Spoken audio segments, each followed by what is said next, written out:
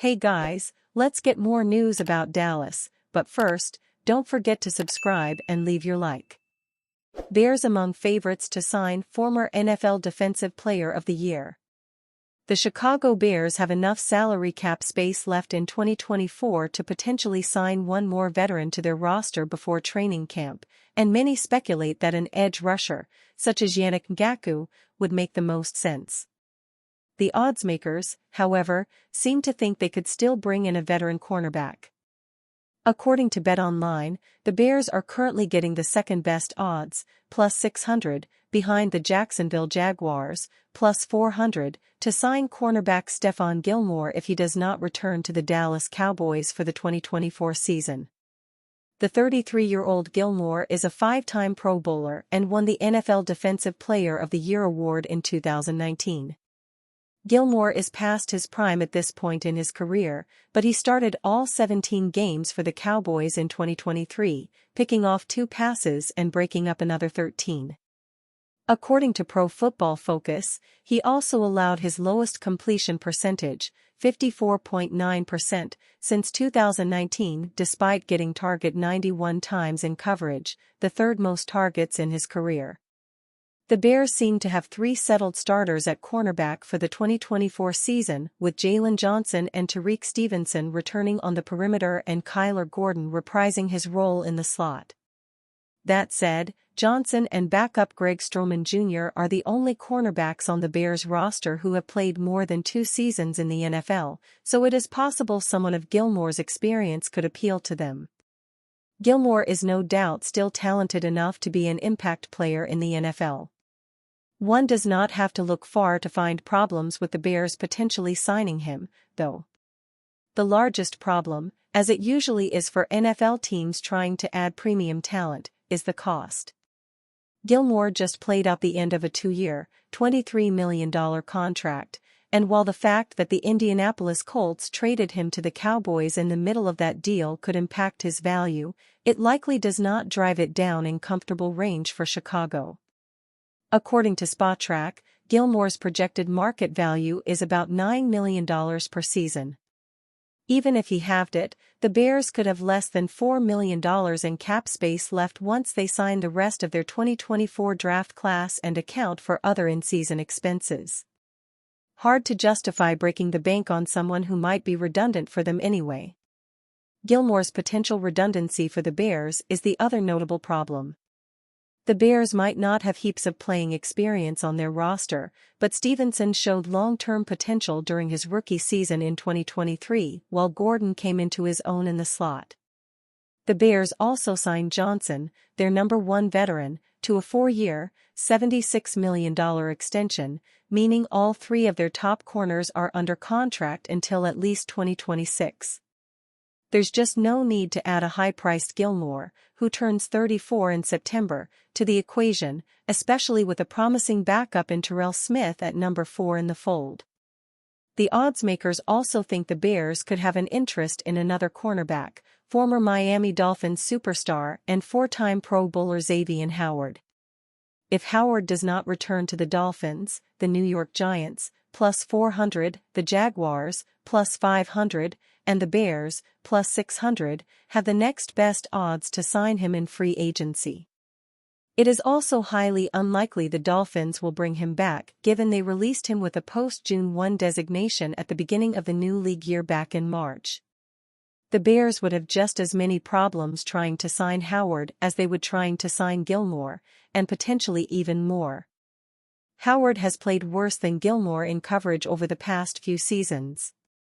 The Dolphins also released him with 3 years left on his contract earlier this offseason, a more concerning sign than the Cowboys simply deciding not to re-sign Gilmore after his contract expired in March.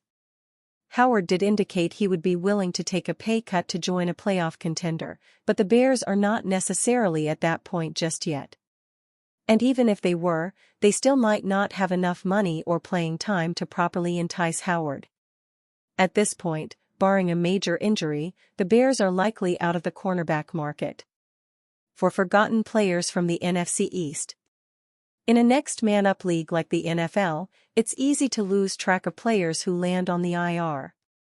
These NFC East players hope to pick up where they left off after missing all or most of the 2023 season. Overshown played safety in college but was drafted to play linebacker in 2023.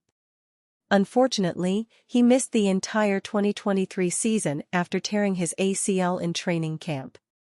Undeterred, the former third-round pick spent the year working with Cowboys rehab specialist Britt Brown while adding 12 to 13 pounds of lean mass.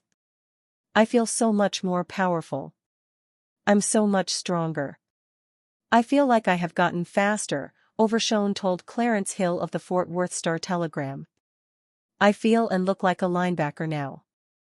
According to reports, the 23-year-old linebacker is ahead of schedule in his recovery, with his goal being to avoid the team's PUP, physically unable to perform, list when the team opens training camp. How he'll perform under new offensive coordinator Mike Zimmer remains to be seen, but so far, he's saying all the right things.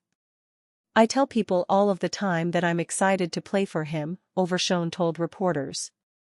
"I've seen who he's coached, the defenses he's been a part of, and they've all been special. Fortunately, he'll be playing alongside Eric Kendricks, an 8-year veteran of Zimmer's system who should only help the young linebacker." After starting 2023 as the team's left tackle, Ceedee suffered a toe injury in Week 6 and spent the rest of the year on injured reserve.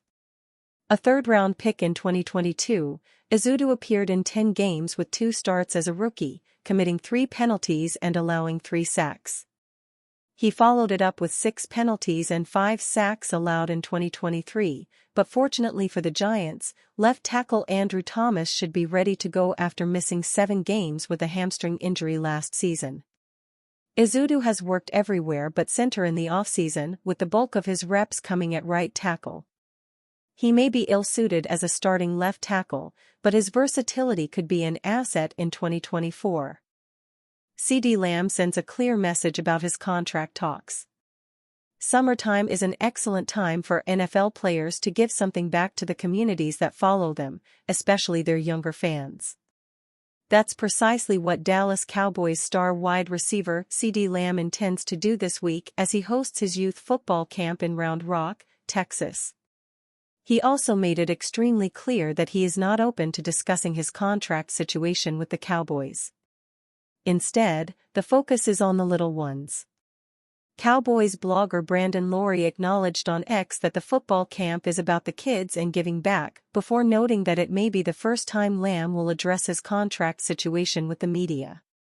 Lamb threw cold water on that suggestion. The wide receiver posted in response, "I'm not speaking about any contract negotiations. If that's your questions, you'll get 0 answers. It's about the kids."